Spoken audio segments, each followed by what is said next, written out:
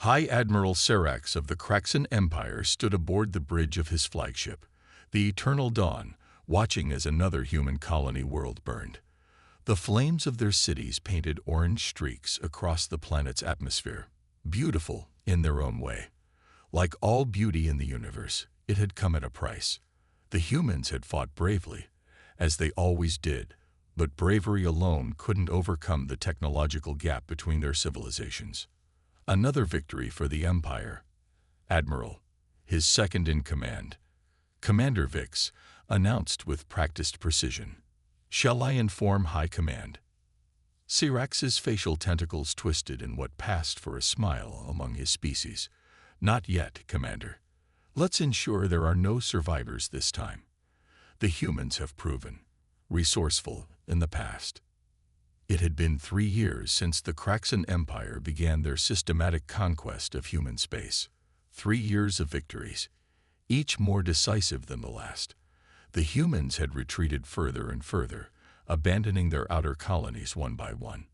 Even Earth, their homeworld, had fallen silent. Many in the Empire believed they had finally broken humanity's spirit, but something about their retreat bothered Serax. The humans he'd fought in the early days of the war had been tenacious, innovative, and unpredictable.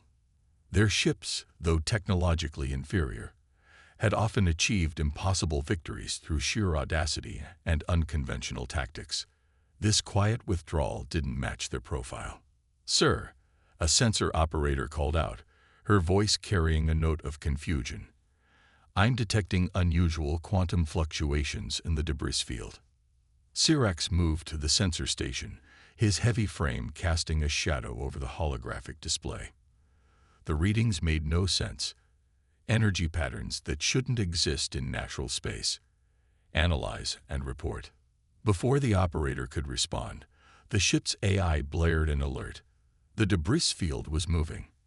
Not drifting, but moving with purpose, coalescing into geometric patterns that defied the laws of physics. Serax watched in horror as fragments of destroyed human vessels began to reassemble themselves, but not into their original forms. They were becoming something else entirely.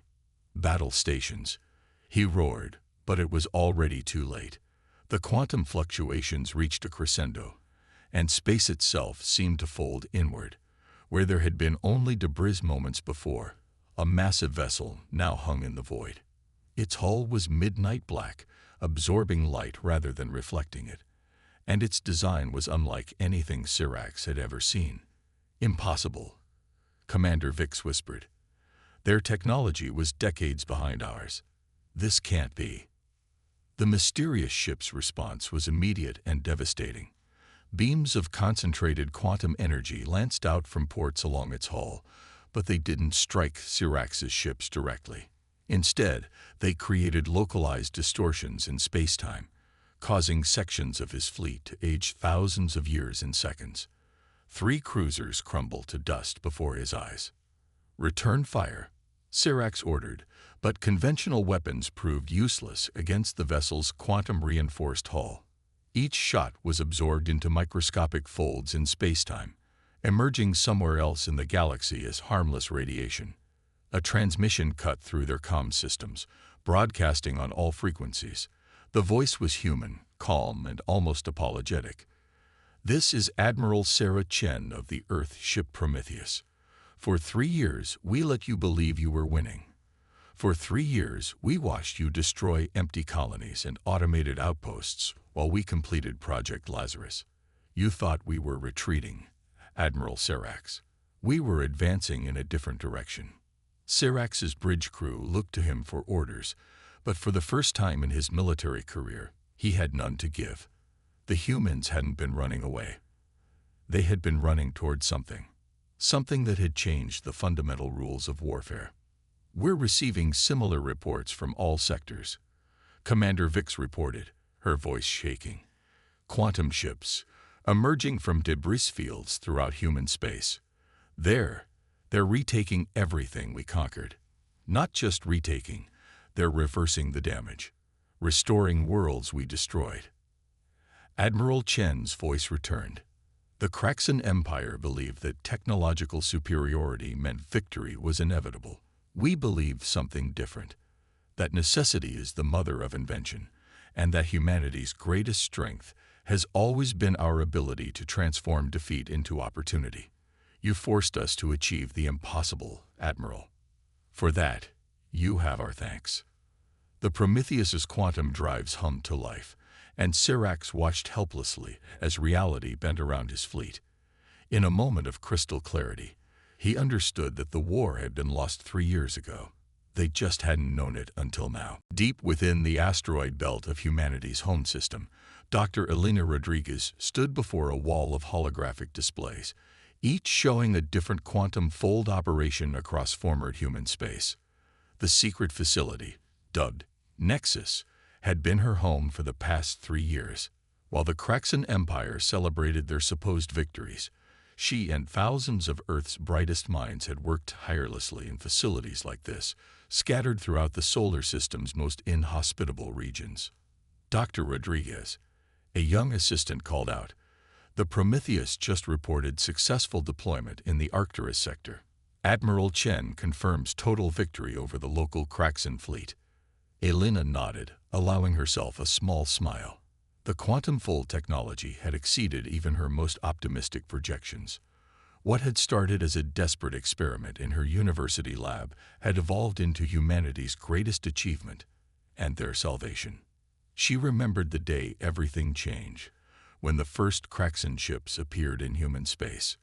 Their technology had seemed impossibly advanced, their weapons unstoppable. But instead of surrendering, humanity had done what it did best: innovate. The United Earth government had enacted the Phoenix Protocol, a plan so audacious that it bordered on madness.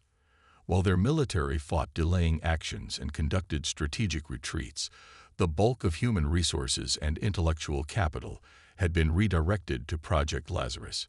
They had turned their entire solar system into a vast research and development complex, hidden beneath a carefully crafted illusion of defeat. "Status report on the quantum network," Elena commanded, her voice carrying the weight of authority earned through countless breakthroughs and setbacks. The facility's AI responded immediately, its holographic avatar materializing beside her. "The quantum entanglement grid is operating at 98.7% efficiency. All deployed vessels are successfully generating localized space-time distortions. The Kraxan Empire's conventional weapons remain ineffective against our quantum-reinforced hulls."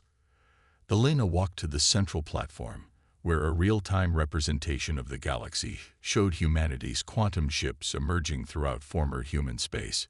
Each vessel was a triumph of human ingenuity. Not just warships, but vessels capable of manipulating the fabric of reality itself. The quantum fold technology worked by creating microscopic bends in spacetime, allowing matter to be restructured at the subatomic level. It had started as a theoretical solution to faster-than-light travel, but Elena and her team had pushed it far beyond its original scope. Now it could be used to age or restore matter, to absorb and redirect energy, even to reconstruct entire worlds from their component atoms. "Ma'am," another technician called out, "we're receiving a priority transmission from Admiral Chen. The Kraxan are attempting to adapt their weapons to counter our quantum fields." Elena's expression remained calm. They had anticipated this. The Kraxan were technologically advanced and highly adaptable, but they had made one crucial mistake. They had given humanity time.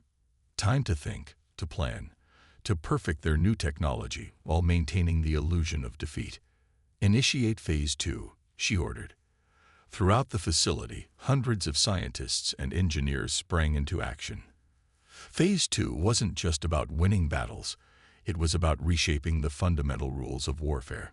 The quantum fold technology had another aspect, one that even the Kraxan couldn't comprehend yet. Each ship wasn't just a weapon. It was a node in a vast quantum network. Every victory, every deployment strengthened the network, creating an ever-expanding web of controlled space-time distortions. Elena watched as new data streamed across her displays. The Kraxan were learning, adapting their shields and weapons to try to counter the quantum technology. but they were fighting yesterday's war. They still fought in terms of conventional physics, of action and reaction. The quantum network operated on different principles entirely. "Send word to all quantum ships," she commanded. "Execute the Lazarus Protocol." Across human space, the quantum network activated its secondary function. The ships weren't just fighting the Kraxen. They were transforming space itself. Each vessel became a focal point for controlled quantum manipulation, creating zones where the normal laws of physics could be selectively altered. In these zones, human technology worked perfectly while Kraxen systems began to fail. Their advanced energy weapons dispersed harmlessly into quantum foam. Their FTL drives couldn't establish stable fields. Even their supposedly impenetrable shields became useless as quantum fluctuations simply bypassed them entirely. "Dr. Rodriguez," the AI announced, "we're detecting multiple Kraxen fleets attempting emergency retreats. Their FTL signatures are chaotic.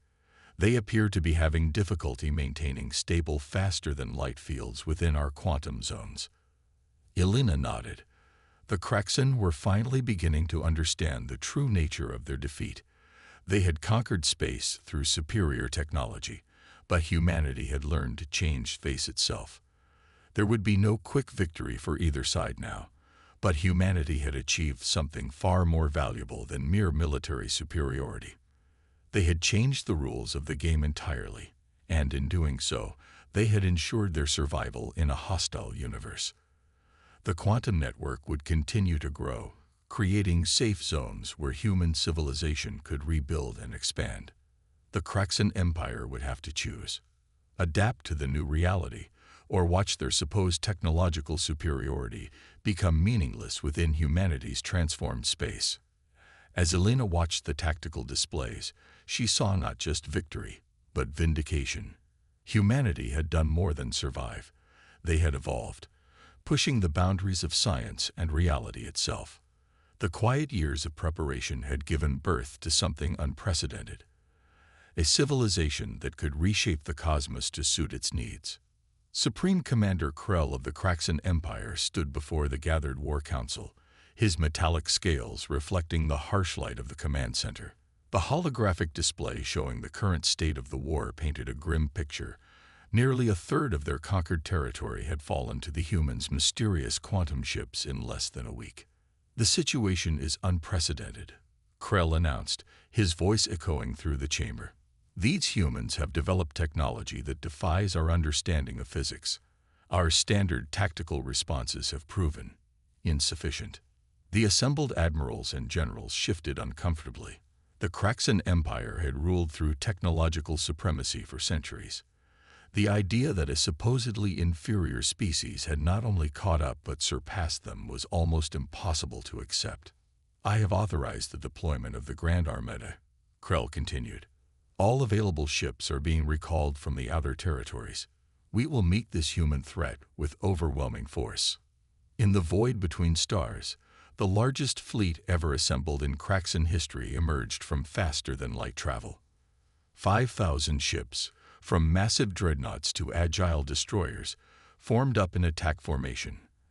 At their center, Krell's personal flagship, the World Ender, powered up its primary weapon, a particle cannon capable of destroying small moons. Multiple quantum signatures detected, his sensor officer reported. Human vessels emerging from fold space. The human fleet appeared suddenly, but not through conventional means. Instead, space itself seemed to crystallize, forming geometric patterns that shimmered with impossible energies. When the effect cleared, 30 human ships hung in the void. They were outnumbered more than 100 to 1. "They dare face us with such a small force," Krell's second-in-command scoffed. "Even with their quantum technology, they cannot hope to." The human ships moved, not through normal space, but through reality itself. They didn't so much fly as redirect the fabric of space-time around them. The effect was disorienting. Vessels seemingly in one location would affect space in another, creating cascading distortions that rippled through Krell's carefully arranged formation. "All ships, open fire," Krell commanded. Thousands of energy weapons discharged simultaneously, filling space with enough firepower to annihilate a small planet. The human ships didn't attempt to evade. Instead, the quantum fields around them intensified. The massive barrage of energy simply vanished, absorbed into microscopic folds in spacetime, redirected to some unknown destination. Before Krell could issue new orders, the humans counterattacked. But they didn't target his ships directly. Instead, their weapons created expanding spheres of altered spacetime. Within these zones, the laws of physics began to operate differently.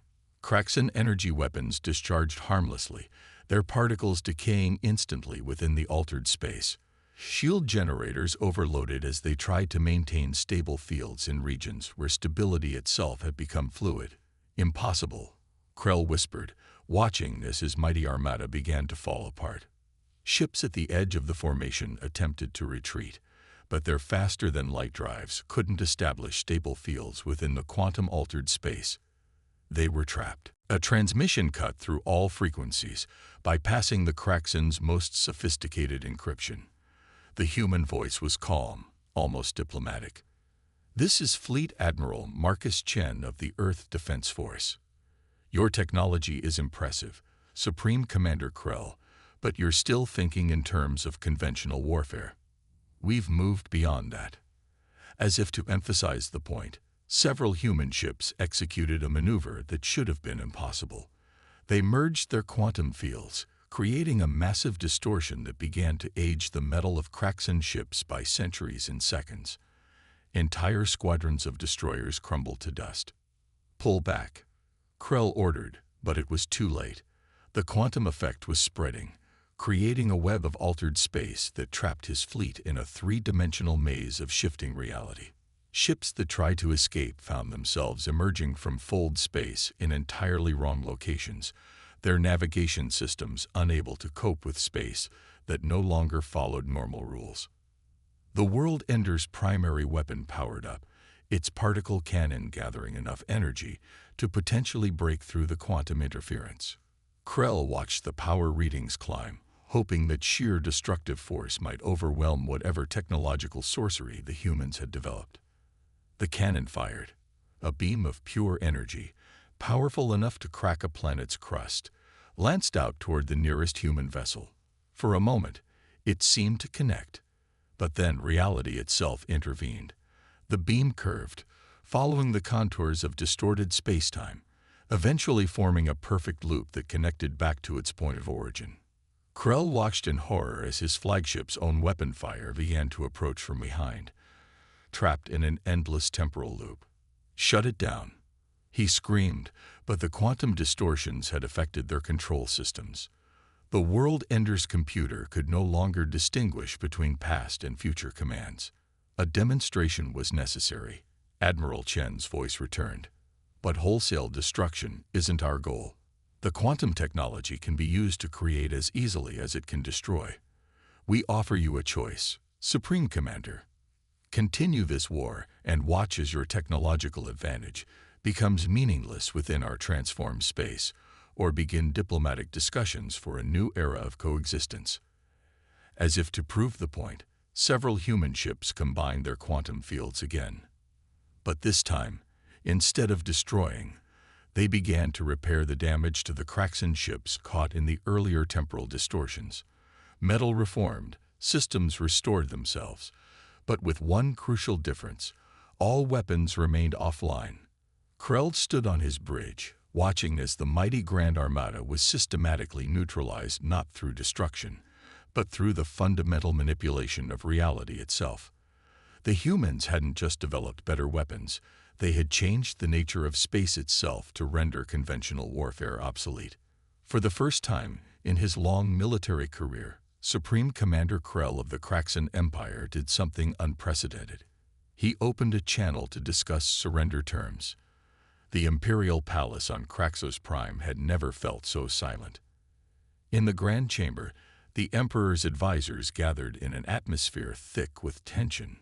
The holographic displays showed their empire fragmenting, not through military defeat alone, but through the fundamental reshaping of space itself.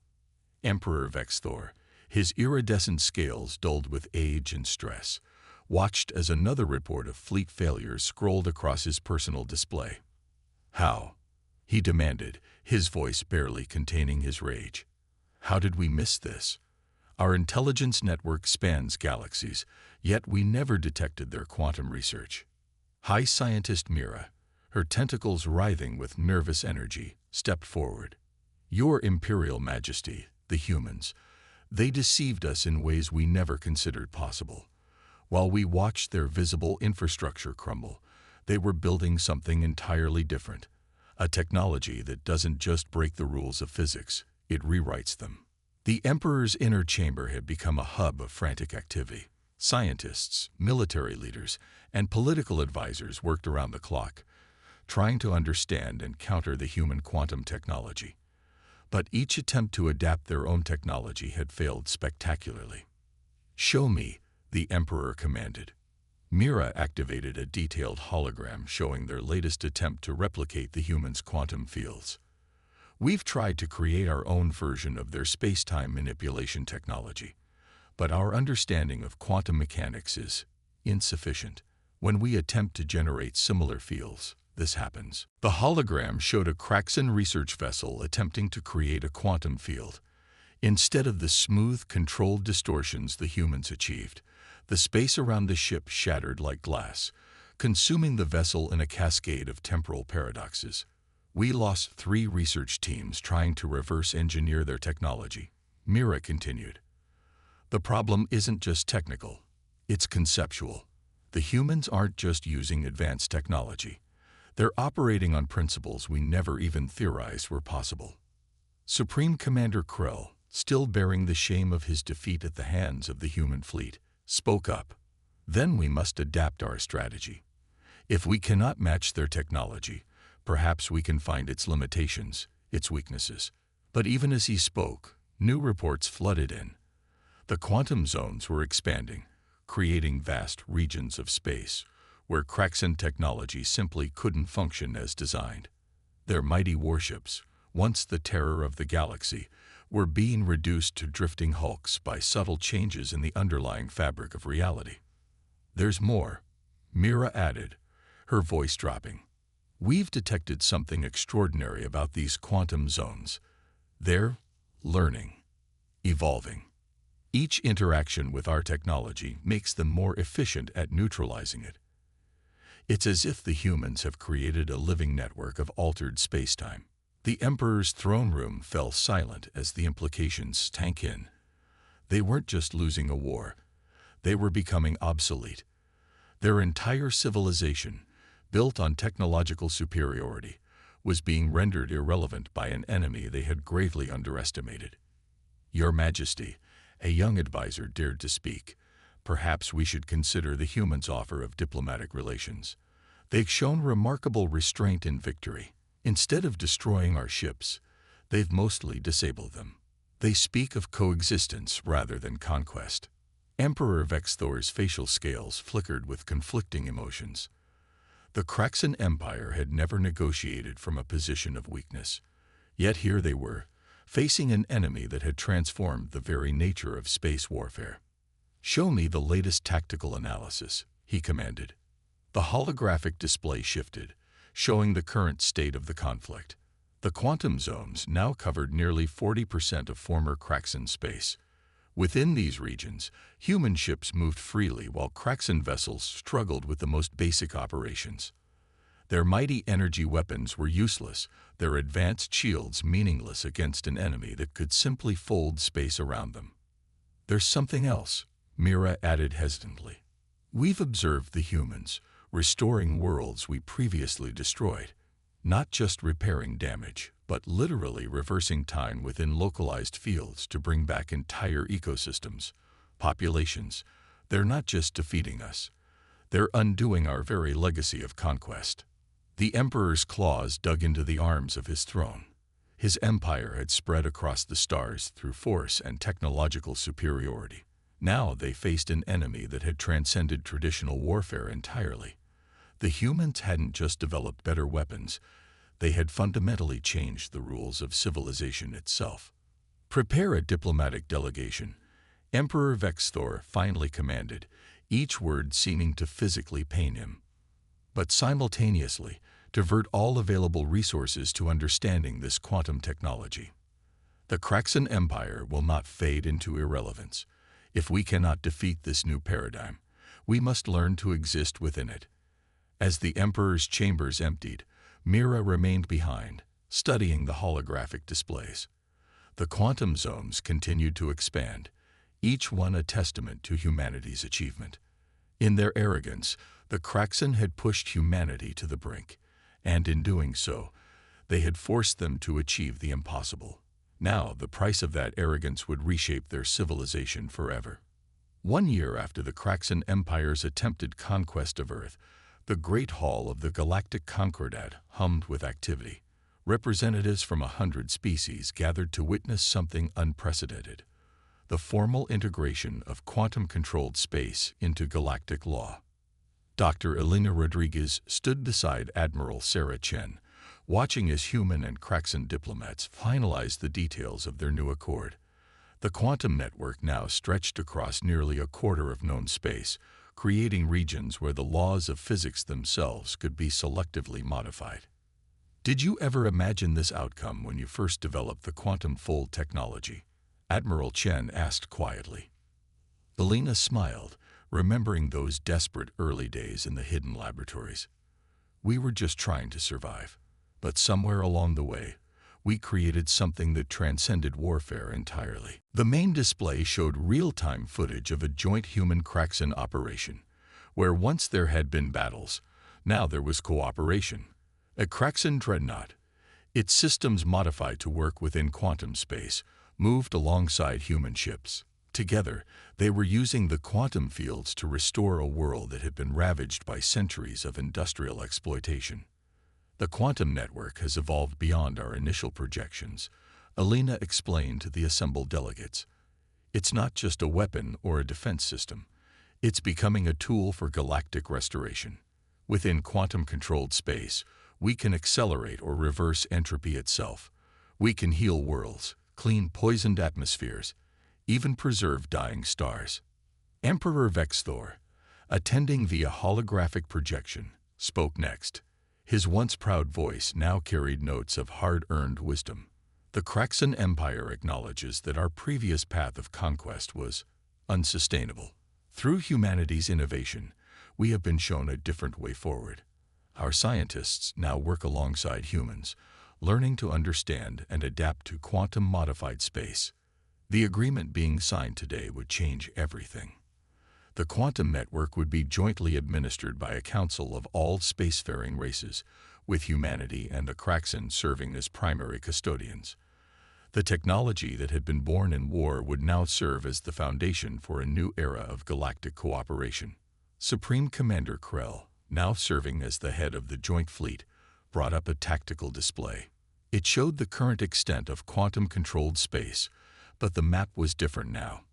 Instead of battle lines and military positions, it showed restoration projects, research stations, and trade routes that took advantage of the modified physics within quantum zones. "Our biggest challenge," Krell admitted, "was learning to think differently. The humans didn't just create new technology.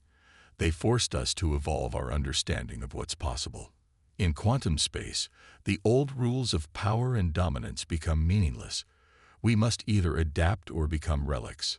The ceremony continued as more species signed the accord. Each signatory gained access to the quantum network, but with that access came responsibility. The technology could reshape worlds, and its use would be strictly governed to prevent abuse. High Scientist Mira, who had once frantically tried to counter human quantum technology, now worked alongside Elena at the forefront of quantum space research. "The network is still growing, still evolving," she explained to the assembly. "Each day, we discover new applications. Within quantum zones, we can create conditions that were impossible under normal physics. We're not just exploring space anymore. We're learning to shape it." As if to demonstrate, the holographic display showed a quantum ship approaching a dying star. Instead of the traditional evacuation of nearby colonies, The ship generated a carefully controlled quantum field. Within that field, the star's fusion processes were subtly altered, extending its life by thousands of years. The surrounding planets, once doomed, would now have time to naturally evolve or be settled. This is the true power of quantum technology, Elena addressed the assembly. Not destruction, but creation. Not conquest, but conservation. We can preserve worlds, extend the life of stars, and create safe havens where civilizations can flourish without fear of natural or artificial catastrophe. Admiral Chen stepped forward. 1 year ago, we faced extinction. The Craxan Empire's technology seemed unstoppable, but humanity's greatest strength has never been our weapons. It's our ability to think beyond conventional limitations. We didn't just develop a better way to fight. We created a better way to live. The final signatures were applied to the accord. As the assembly erupted in applause, Elena watched the main display, showing quantum ships from multiple species working together. They weren't just exploring space anymore. They were reshaping it, healing it, preparing it for future generations.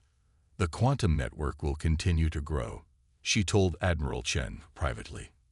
But its true legacy won't be military victory. It will be the worlds we save, the civilizations we preserve, and the barriers we break down between species. As the ceremony concluded, the assembled delegates watched one final demonstration. In orbit above a once-dead world, human and Craxan ships combined their quantum fields. The planet's atmosphere, poisoned by centuries of warfare, began to clear. Seas that had boiled away returned. Life, preserved in quantum stasis, was reintroduced. It was more than a demonstration of power. It was a promise for the future. The galaxy was entering a new age, one where the laws of physics themselves could be rewritten to serve life rather than destroy it. Humanity had not just survived. They had transformed defeat into an opportunity for universal advancement. The age of quantum space had begun, and with it, the dawn of a new era in galactic history.